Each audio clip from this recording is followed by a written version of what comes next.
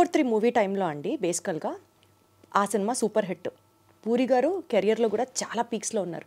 ఈ సినిమాకి ఆయన డైరెక్ట్ చేశారు, ప్రొడ్యూస్ చేశారు. ఈ లెవెల్ ఆఫ్ ఎఫర్ట్ ఒక బ్రదర్గా పూరి జగన్నాథ్ గారి నుంచి మీకు వచ్చినప్పుడు మీ వైపు నుంచి ఉండే ఆ గ్రాటిట్యూడ్ ఫీల్ ఏంటండి ఆ టైంలో? ఆయన ఒక రాముడైతే నేను ఒక లక్ష్మణుడు టైప్లో ఉండిందా? లేదండి. సరే అండి, లేదు, వన్ వర్డ్ ఆన్సర్ చెప్పండి. లేదు చెప్తున్నాను. మీరు రాముడు అంటే లక్ష్మణుడు అన్నారు కదా, కాదండి. ఆయన మాకు ఎప్పుడు కూడా బ్రదర్ కాదు, దశరథుడు అంటాడే. అది నాకు కానీ మా రెండో బ్రదర్కి కానీ మేము ఫాదర్ తర్వాత ఫాదర్ అంతే. సో అది అయితే ఎప్పుడూ ఉందండి. ఎందుకంటే ఇప్పుడు నేను అసిస్టెంట్ డైరెక్టర్గా ఫస్ట్ ఇండస్ట్రీకి వచ్చింది అన్నయ్య దగ్గర పనిచేశా. హీరోని చేద్దాం అని అనుకున్నారు అంటే నా మీద ఇన్వెస్ట్మెంట్ స్టార్ట్ అయింది. సో ఒక బ్రదర్గా ఇన్వెస్ట్ చేస్తారు చాలామంది, లేకపోతే ఇంకొక బ్రదర్లకి సపోర్ట్ ఉంటుంది. కాకపోతే నేను చూసిన మా అన్నయ్యలో ఏంటంటే దానికి ఎప్పుడు వెనకడ్డు, అంటే సపోర్ట్ చేయడానికి, బ్యాకప్ చేయడానికి. అంటే ఇప్పుడు ఫ్యామిలీలో చాలామంది ఒక లెక్కలు వేస్తూ ఉంటారు కదా, ఈ లెక్కలు అక్కడ ఉండవు. ఓ వండర్ఫుల్. ఉండవండి. ఇప్పుడు ఏంటి ఇప్పుడు సినిమా తీద్దాం, దీనికి ఒక లెక్క. ఇంట్లో కూడా అంటే వదిన దగ్గర నుంచి కూడా అలాంటిదే ఉండదు. కాబట్టి నేనేమంటున్నానంటే ఆయన ఎప్పుడూ కూడా ఈయన్ని అలా నిలబడదాం, లేకపోతే మా రెండో బ్రదర్ని ఏంటి ఇప్పుడు నువ్వేంటి పాలిటిక్స్, ఏంటి సపోర్టు, ఓకే ఇటు సపోర్ట్ ఇది. ఇప్పటికీ మీ ఇద్దరి మధ్యలో రిలేషన్ అలాగే ఉందా అండి? అన్నయ్యకైనా ఉందండి. పూరికి మీకు కూడా ఇప్పటికీ అదే ఉంది. బ్రదర్సే కదండి రిలేషన్. అదే అంటున్నా, అప్పటికి ఉన్న గ్రాటిట్యూడ్ ఫీలే కాకుండా ఓవరాల్గా ఉంటుంది, ఉంది. Not to dig deep in to your family issues అండి, బట్ స్టిల్ ఒక చిన్న పాయింట్, లావణ్య గారికి పూరి గారికి మధ్యలో ఉన్న రిలేషన్ ఎంత స్ట్రాంగ్గా ఉంది? మంచిదే ఉంది కదండి, స్ట్రాంగే కదండి. సో ఇద్దరు అంటే ఎప్పుడో అన్నయ్య లవ్ చేసి ఇద్దరు ప్రేమించుకొని పెళ్లి చేసుకున్నది. సో ఇప్పుడు స్ట్రాంగ్గానే ఉంటారు. బయట వస్తున్న రూమర్స్కి సంబంధించి కానీ ఉంటాయి, ఆ రూమర్స్ మామూలుగా ఉంటాయి కదండి. బట్ అదే అంటున్నాను నేను, ప్రాక్టికల్గా ఇద్దరు బాగుంటారు ఇప్పుడు కూడా.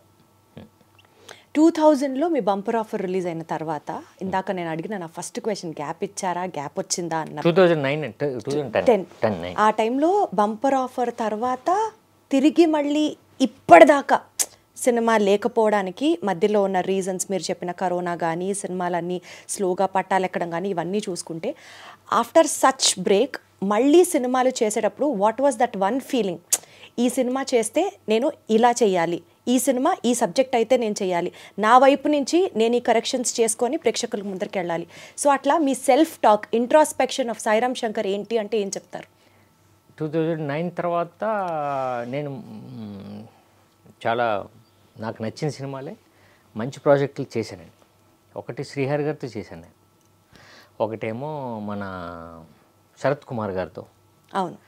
సో ఇలా కాంబినేషన్స్, మంచి బడ్జెట్స్, మంచి కథలు. అంటే మంచి కథలు అంటే నాకు నచ్చిన కథలు, ప్రొడ్యూసర్కి అందరికీ నచ్చిన కథలు.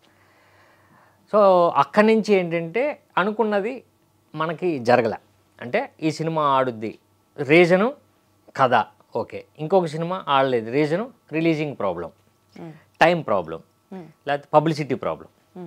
సో ప్రాబ్లమ్స్ కథలోనే కాదండి, నేను ఎంచుకున్న కథే కాదు, రిలీజింగ్ ప్రాబ్లమ్స్ కూడా వచ్చినాయి.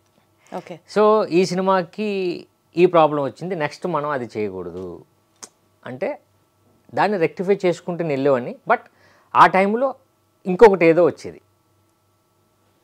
ఆ గ్యాప్లో వచ్చినాయన్నీ అలానే వచ్చినాయండి. ఒకటి మనకి సీమాంధ్ర ప్రాబ్లమ్స్లో ఒక సినిమా వచ్చింది, ఒకటేమో డిమానిటైజేషన్స్ దాంట్లో వచ్చింది. సో ఏంటంటే అది మేము ప్లానింగ్ చేయలేదు, ప్రొడ్యూసర్ కూడా అలా ప్లాన్ చేయరు, తప్పని పరిస్థితి అక్కడ చేయాల్సి వచ్చింది. సో అప్పుడు డెసిషన్ తీసుకున్నది కొంచెం రాంగ్ అయ్యింది. సో ఇప్పుడు కూడా ప్రతి సినిమా ఒక లెసన్ అండి, లెసన్ ఇది. ఈ సినిమాలో ఇలా జరిగింది, ఈ సినిమాలో జరగకూడదంటే ఇంకొక ప్రాబ్లం వస్తుంది. లేదు ఈ సినిమాలో ప్రాబ్లం జరిగింది, ఈ సినిమాలో అదే ప్రాబ్లం వస్తున్న ప్రాబ్లం జరుగుతుంది, ఇంకొకటి ఏదో కొత్తగా మనల్ని ఛాలెంజ్ కాదు, మనల్ని ఒక పాజిటివ్ వైపు డ్రైవ్ చేసేది మనకు దొరకవచ్చు. సో మనం ఏది గెస్ చేయలేం, సినిమాని నమ్మాం, సినిమా చేసుకుందాం, రిలీజింగ్ డేటు, దాన్ని ఎలా పుష్ చేయాలి, ఎలా థియేటర్లను పట్టాలి, అంతే. సో ఈ సినిమాకి ఇంతవరకు చేసే దాంట్లో ఆ టీంలో మీరు కూడా ఉన్నారు అయితే ఆ బ్రెయిన్ స్టార్మింగ్ దగ్గర నుంచి కావచ్చు, లేకపోతే ఏమేమి ఛాలెంజెస్ ఫేస్ చేసి ఉంటే దాన్ని ఎలా రెక్టిఫై చేసుకోవాలి అన్న విషయానికి సంబంధించి కావచ్చు, మీ పాత్ర కూడా డెఫినెట్లీ ఉంటుంది అయితే ఒక పదం పరంగా ఉందండి డెఫినెట్గా ఉంది. ఇప్పుడు అంటే రిలీజ్ లైక్ ఫర్ ఎగ్జాంపుల్ ఏమేం చేశారండి సో దట్ ఈ జాగ్రత్తలు తీసుకుంటే సినిమా రిలీజ్కి ఎలాంటి ఇబ్బంది ఉండదు, ఈ ఛాలెంజెస్ మనం ఇదివరకు కంటే ఇప్పుడు ఓవర్కమ్ అయ్యాము అనుకునేవి సినిమా పరంగా ఏమున్నాయి? ఫస్ట్ పబ్లిసిటీ అండి. విలన్ పబ్లిసిటీతో 100కి 100 కొట్టేసారు. అదే అండి, అదే అంటున్నా. మాకు నిజంగానే మీరు అంటే థియేటర్కి రప్పించడానికా అన్నారు? అవును, రప్పించడానికే. సూపర్ అసలు. కాకపోతే సినిమాలో లేనిది మేము పబ్లిసిటీ చేయట్లేదు, సినిమాలో ఉన్నదాన్నే మిమ్మల్ని అడుగుతున్నాం. అదేంటి ఛాలెంజ్ కాదు, మీరు చెప్పండి తీసుకెళ్ళండి, డబ్బులు మీరు చెప్పాలనే నేను అనుకుంటున్నాను. చెప్తే 10,000 నాకు హ్యాపీ, చెప్పలేకపోతే వెరీ హ్యాపీ. ఎలా అయినా హ్యాపీ మాత్రం కామన్. సో ఆ పబ్లిసిటీ మాకు ఉపయోగపడింది. ఇకపోతే థియేటర్స్ మనం ప్లాన్ చేసుకోవాలి, డేట్ కరెక్ట్గా లాక్ చేయాలి. Feb 7th లాక్ చేసామండి. ఇప్పుడు థియేటర్స్ ఎప్పుడు దొరుకుతాయంటే ఈ ట్రైలరు మీరన్న ఈ కాంటెస్ట్ అంతా రీచ్ అయ్యేటట్టు మనం చేయాలి. బయర్స్కి ఆడియన్స్కి కాన్ఫిడెన్స్ రావాలి. ఆల్రెడీ వచ్చింది ట్రైలర్, చాలా చాలా చాలా బాగుంది. అవునండి, అదొకటి బాగా రీచ్ అయిందండి. మీ వరకు రీచ్ అయిందంటే హ్యాపీ. మా వరకు ఏంటండి, మొత్తం అసలు 2 తెలుగు స్టేట్స్లో మారుమ్రోగిపోతుంది. నేను ఏదో మీరున్నారని చెప్పట్లేదు, నిజంగా బాగుంది. నిజమండి. ఇప్పుడు అది రీచ్ అయింది ఇప్పటికి. అది మేము నా సినిమా చాలా రోజుల తర్వాత అది రీచ్ అయింది. సో ఇప్పుడు మనం చేసే పబ్లిసిటీ, మనం చేసే ఇప్పుడు ఇలాంటి ఇంటర్వ్యూస్ కానివ్వండి, లేకపోతే పబ్లిక్లో మనం చేసేది బయ్యర్స్కి కానీ ఆడియన్స్కి కానీ మనం ఓకే అని అనిపిస్తే మాకు ఈజీ అయిపోద్ది. సో మా మీద డిపెండ్ అయ్యింది ఇప్పుడు సినిమా పరంగా సినిమా పాస్ అండి. సినిమా డౌట్ లేదు అసలు. ఎందుకు చెప్తున్నానంటే ఇప్పుడు మనం అమెజాన్ చూస్తామండి, నెట్ఫ్లిక్స్ చూస్తాం, సినిమాలు చాలా వస్తుంటాయి, బట్ ఒరిజినల్స్ ఉంటాయి. ఒరిజినల్స్ ఉన్న క్వాలిటీ మిగతా సినిమాలు ఉండవు. ఆ ఒరిజినల్స్ ఏ క్వాలిటీయో, ఏ స్టాండర్డ్లో ఉంటుందో, ఏ మేకింగ్ రేంజ్లో ఉంటుందో దానికి ఏమాత్రం తీసిపోదు ఈ సినిమా. వండర్ఫుల్. తీసిపోదు. సో ప్రొడక్షన్ స్టాండర్డ్స్ అన్ని కూడా ఎక్స్ట్రీమ్లీ హై అని చెప్పి. హై అండి. ప్రొడక్షన్ కానీ, మేకింగ్ వాల్యూస్, ఆర్టిస్ట్ పర్ఫార్మెన్సెస్ కానీ, లేకపోతే ఆర్ట్ డైరెక్షన్ కానీ, మ్యూజిక్ కానీ, సౌండ్ కానీ అసలు చాలా అంటే నాకు ఆనందం ఏంటంటే రేపు నెట్ఫ్లిక్స్లో నా సినిమా ఆ నెట్ఫ్లిక్స్తో సమానంగా ఉంటుంది. వండర్ఫుల్. నిజమే, సూపర్. సో అంత రావడానికి రీజను ఒకటి డైరెక్టర్, 2 టెక్నీషియన్స్.